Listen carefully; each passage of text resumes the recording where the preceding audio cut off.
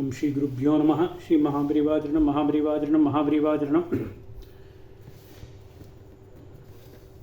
இன்றைக்கி தெய்வத்தின் குரல் பாகம் 5 சங்கர சரித்தம் என்ற தலைப்பில் பிரிவாக சொல்கிறது மேலே வாசிக்கிறேன். இது பக்கம் 589 ஆரம்பிக்கிறது. குரு என்றால் சந்நியாசிய குரு அல்ல. இவருக்கு சந்நியாசம் தந்த குரு சுகர். அவர் கதைத்தான் சொல்லி ஆயிற்றே. சொல்ல வேண்டியது அவருடைய வித்யா குருவை பற்றி. லோகத்தில் பிரம்ம வித்தியை பிரச்சாரமாக காரணமாக இருந்த கௌடபாதர் மூலம்தான் வியாக்கரண சாஸ்திரமும் நமக்கு கிடைத்திருக்கிறது.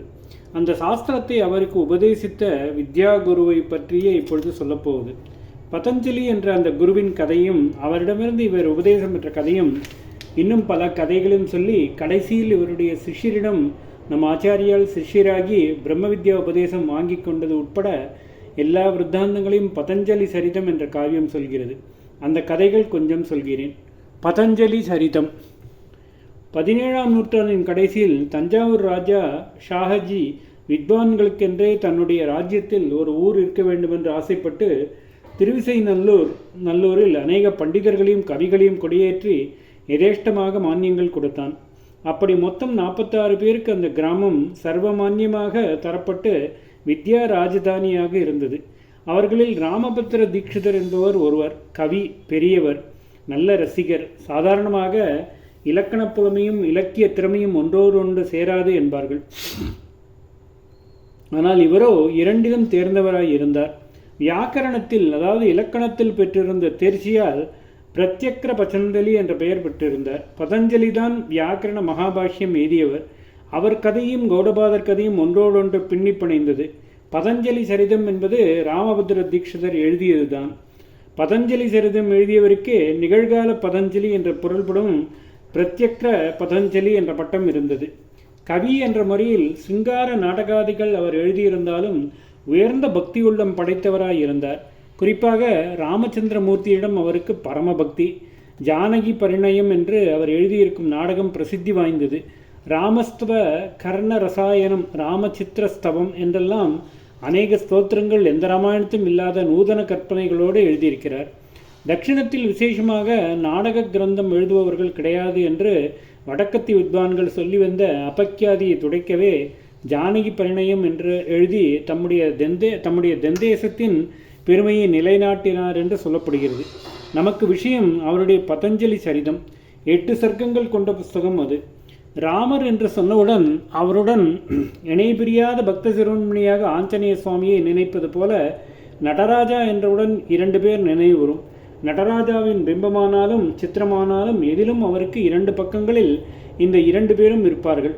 கேட்பதற்கு பயமாக பாம்பும் புலியும் 2 பக்கமும் என்று இவர்களைத்தான் பாட்டுக்களில் சொல்லியிருக்கிறது.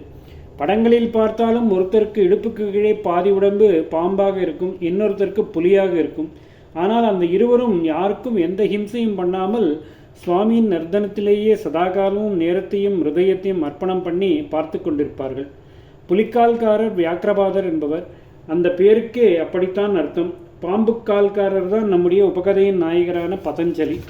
சிதம்பர மகிமையும் சீமன் நடராஜமூர்த்தியின் மகிமையும் விளக்குவதாக அந்த திருவிசைநல்லூர் பண்டித கவிகளில் இன்னொருத்தரான வேங்கடகிருஷ்ண தீட்சிதர் என்பவர் நடேச விஜயம் என்ற காவியம் எழுதியிருக்கிறார்.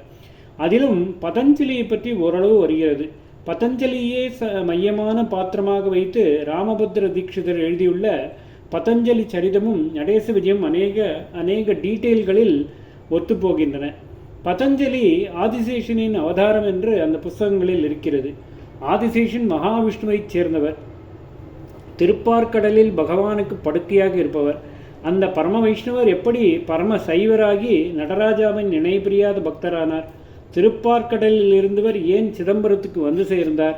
அதற்கு காரணம் நடேச விஜயத்தில் சுருக்கமாகவும் பதஞ்சலி சரிதத்தில் விரிவாகவும் வருகிறது. மகாவிஷ்ணுவே தான் ஆதிசேஷனை அப்படி அனுப்பி வைத்தது என்று வருகிறது. அப்படியானால் மகாவிஷ்ணுவுக்கும் நடராஜாவுக்கும் என்ன சம்பந்தம்? திருமாலின் இதயத்தில் சிவநடனம் சம்பந்தம் இருப்பது நிச்சயம் என்று சிதம்பரம் கோவிலை பார்த்தாலே தெரிகிறது. அங்கே நடராஜாவின் தரிசன மண்டபத்துக்கு பக்கவாட்டிலேயே பெருசாக பெருமாள் சந்நிதி இருக்கிறது. கோவிந்தராஜா என்ற பெயரில் அவர் ஆதிசேஷ பரியங்கத்தில் படுத்து கொண்டிருக்கிறார்.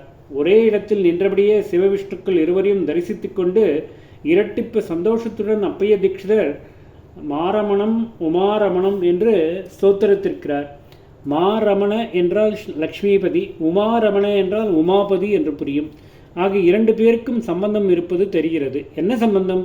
ரொம்பவும் நெருங்கின சம்பந்தம். ஹிருதயபூர்வமாக என்றால் அசலே ஹிருதயபூர்வமான சம்பந்தம் என்று அந்த 2 பேருக்கும் தான் இருக்கிறது. எப்படி என்றால், நடராஜா மகாவிஷ்ணுவின் ஹிருதய கமலத்தில் நாட்டியம் செய்கிறார். இந்த நாளில் ஆராய்ச்சி என்று செய்பவர்கள் திருவாரூர் தியாகராஜா கோவிலில் நிறைய விஷ்ணு சம்பந்தமான சின்னங்கள் இருக்கின்றன. அதோடு ராஜா என்று வருகிற பெயர்கள் பெரும்பாலும் விஷ்ணுவின் பெயர்களாகத்தான் இருக்கின்றன. ரங்கராஜா, வரதராஜா, கோவிந்தராஜா இப்படி. ஆகையால் அது முதலில் பெருமாள் கோவிலாகத்தான் இருந்திருக்க வேண்டும். அப்புறம் சைவர்களுக்கு ரொம்பவும் ஆதிக்கம் ஏற்பட்ட காலத்தில்தான் அதை சிவன் கோவிலாக மாற்றியிருக்கிறார்கள் என்று சொல்கிறார்கள்.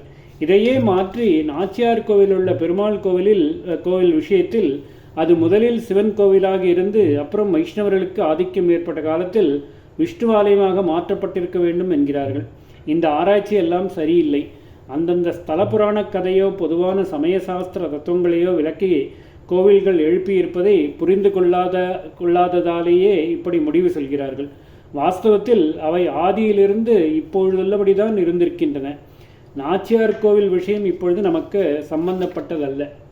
ஓம் ஸ்ரீ குருப்யோ நமஹ. ஸ்ரீ மகாபரிவாஜனம் மகாபரிவாஜனம் மகாபரிவாஜனம்.